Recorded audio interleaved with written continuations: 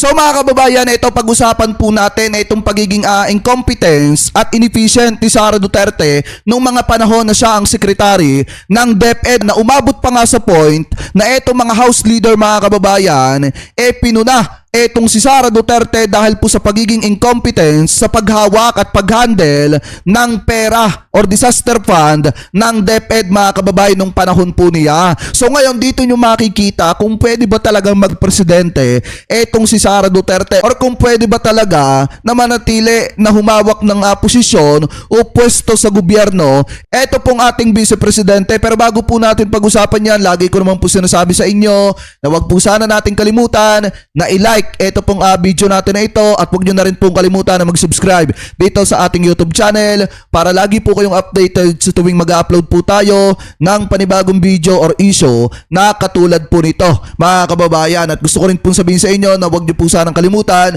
na mag-iwan ng mga komento hingil po dito sa mga topic na ito na tinatalakay po natin dahil binabasa po natin yan mga kababayan. Ano po, so sabi po dito sa source po natin na Manila Bulletin, ang sumulat po nito si Dexter Barrio II. Sabi dito, House leaders hit BP Sara's apparent incompetence in handling DepEd's 2.08 billion disaster funds. Two ranking members of the House of Representatives has slammed Vice President Sara Duterte's apparent incompetence in utilizing the Department of Education's DepEd 2023 Disaster Risk Reduction and Management or etong DRRM funds which amounts to 2.08 billion pesos mga kababayan. Ganyan po katindi, ganyan ka-incompetent itong si Sara Duterte sa paghawak ng pera ng mamamayang Pilipino. Lalo na mga kababayan at ito pong pera na pinag-uusapan po natin, itong 2.08 billion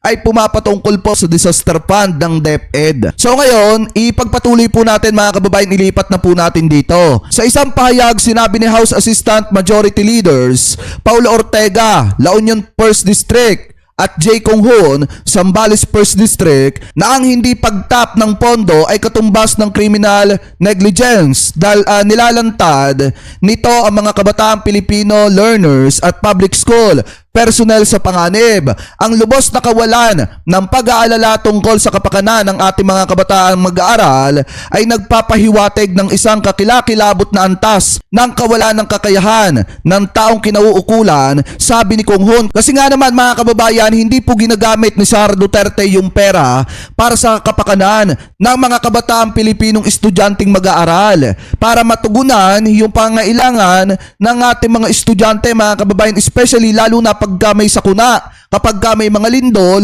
or may mga bagyo na dumadating dito po sa ating bansa. Biruin nyo yung 2.08 billion na disaster fund hindi naman gaanong ginamit ng ating vice-presidente para tugunan yung pangangailangan ng mga estudyante natin tuwing magkakaroon ng matinding kalamidad katulad ng mga lindol at bagyo. So sabi pa dito mga kababayan, ang lubos ng kawalan ng pag-aalala tungkol sa kapakanan ng ating mga kabataan mag-aaral ay nagpapahiwatig ng isang kakilakilabot na antas ng kawalan ng kakayahan ng taong kinauukulan, sabi nitong si Kong Hoon. Napakaraming mapagkukunan na hindi nagamit o nagamit ng mali ay kahiya-hiya lang. Ngunit ang katotohanan na ang mga estudyante sa pampublikong paaralan ang nabiktima ay walang kulang sa kriminal. Diin po niya or nitong si Kong Hoon. Sabi pa dito mga kababayan, ang 2023 budget ng DepEd na nasa pamumuno noon ni Vice President Sara Duterte ay nakatanggap ng alokasyon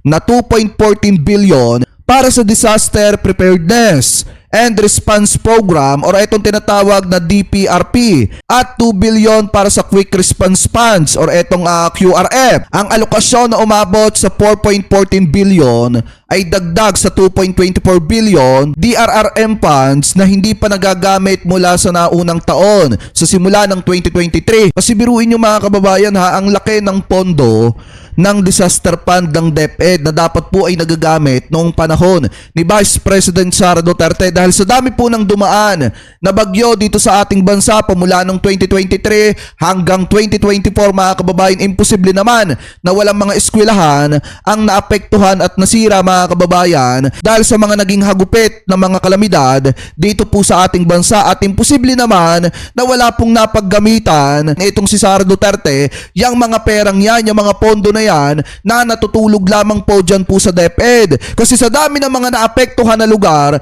dito sa ating bansa tuwing magkakaroon ng kalamidad mga kababayan, imposibleng hindi nakikita yan ni Sara Duterte para hindi gamitin yung pondo para sa disaster dyan po sa DepEd. Sa dami ng mga eskwelahan na naapektuhan at tinamaan ng kalamidad, especially yung tinamaan ng bagyo. Di ba mga kababayan, sabi pa dito, ito pagpatuloy pa natin. Binigyan din ni na Kunghon at Ortega na sa kabila ng pagkakaroon ng mga pondong ito na bigo pa rin ng DepEd na matiyak na maitatag ang mga angkop na pasilidad at kagamitan sa mga paaralan ng gobyerno. Ang mga ito ay dapat pagaanin ang mga epekto ng mga sakuna at mabawasan ang mga posibleng panganib na kasangkot. Sa Mindanao, may mga daan-daang mga paaralan sa mga pampublikong paaralang elementarya na walang pagpipilian kung hindi pumasok sa mga klase sa mga gusali ng paaralan na humina na at naging hindi ligtas sa isang magnitude 6 na lindol kamakailan. Pagbabahagi pa ni Ortega, milyon-milyong pera na mga nagbabayad ng buwis ang ginastos sa mga temporary learning space or etong TLS, ngunit hindi ito nagamit ng mabuti. Yan po yung sabi dyan. Ang mga pinuno ng Kamara sa partikular ay nag-plug sa School Division Office or etong SDO ng Island Garden City of Samal na tinukoy sa ulat ng Commission on Audit or etong COA. Ay sa ulat, ilang paaralan ang nakitang may nakikitang bitak sa mga silid-aralan at mga gusali ng paaralan na ginamit pa. Hindi rin nagamit ng TLS na mga paaralan dahil walang kuryente. Biruin nyo, sabi ko nga po sa inyo, napakarami mga paaralan ang naapektuhan dyan na mga kalamidad. Yung may mga bitak na nangangailangan ng renovation at mga paaralan na nawalan ng kuryente dahil po mga kababayan sa tinamaan po ito na mga matitinding kalamidad na dumating dito po sa ating bansa mga kababayan. Pero hindi po yan napagtuunan ng pansin ni Sara Duterte para ponduhan at para maisaayos yung mga eskwelahan pong yon. Tapos sasabihin ni Sara sa presidente na hindi marunong si PBBM mamuno dito sa ating bansa. Samantalang siya na Vice Presidente,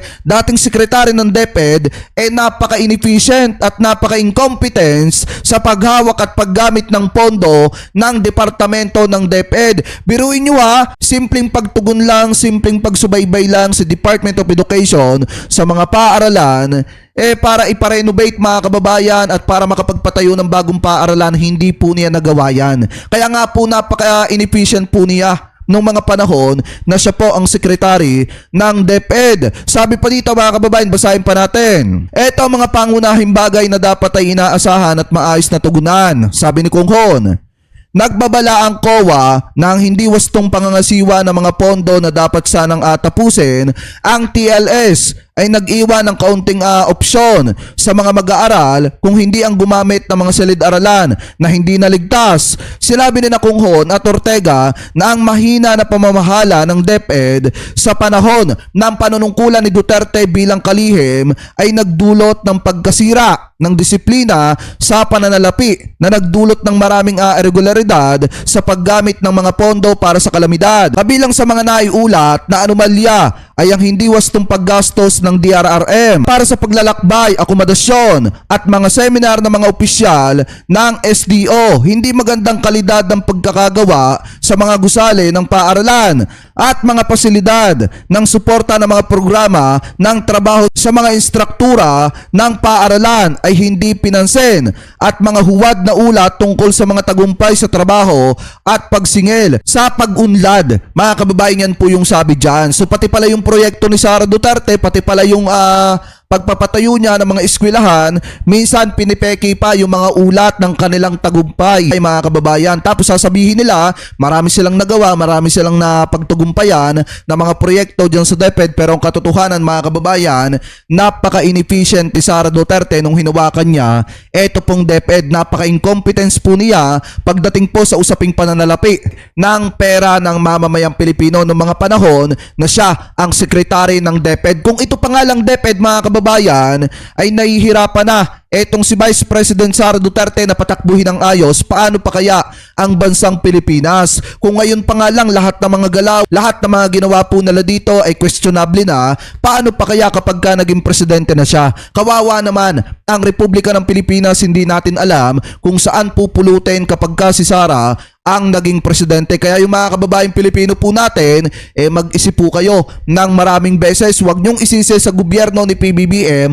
kung bakit yung mga paaralan pangit at sira-sira na at may mga bitak-bitak na at bakit hindi nare-renovate at nagagawa. Dahil mga kababayan, kung marunong lang sana itong si Sara Duterte humawak ng pera ng DepEd noong mga panahon na siya ang sekretary ng DepEd, sana magaganda yung mga eskwelahan ngayon at napapagtuunan ng pansin at nagagastusan at napapatibay para sa seguridad ng mga mag-aaral na mga kabataang Pilipino po natin. So kayo mga kababayan, ano po masasabi ninyo hingil po sa pagiging incompetence ni Sara Duterte bilang sekretary ng DepEd nung panahon na siya pa ang sekretary ng DepEd? At ano po masasabi niyo mga kababayan hingil din sa pagiging inefficient ni Sara Duterte nung mga panahon na siya pa ang sekretary ng DepEd mga kababayan? Comment below na lamang po kung ano po masasabi niyo hingil po sa mga topic na yan na tinalakay po natin. Sa bagay, ano pa ba naman ang aasahan po nating pagmamahal dyan at pagtugon sa mga kalamidad?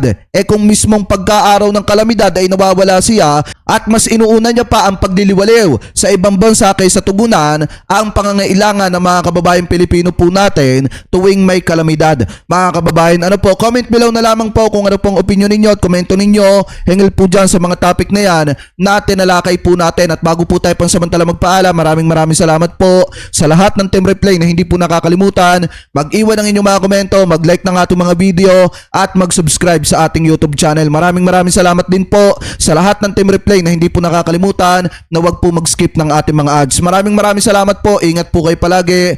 God bless po. Thank you po.